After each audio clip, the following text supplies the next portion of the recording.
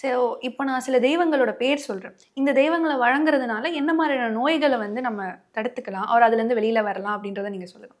So முதல்ல என்னோட லிஸ்ட்டில் இருக்கிறது வந்து வராகி அம்மன். அவங்கள நம்ம வழிபடுறதுனால என்ன மாதிரியான நோய்களுக்கு நம்மளுக்கு தீர்வு கிடைக்கும் சார்?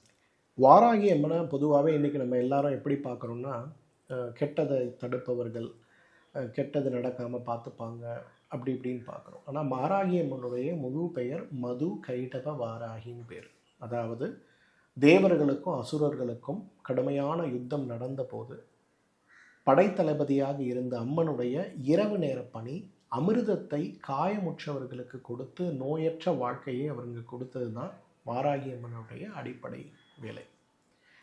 ஸோ இன்றைக்கி வந்து ஏன் என்னோடய அறையில் இவ்வளோ பெரிய வாராகியை நான் வச்சுருக்கேன்னா, இங்கே வரக்கூடியவர்களுடைய நோய் தீர்ந்து அவங்க ஆரோக்கியமாக இருக்கணும் அப்படிங்கிற ஒரு வேண்டுதலுக்காகத்தான் வாராகியை வச்சுருக்கேன்.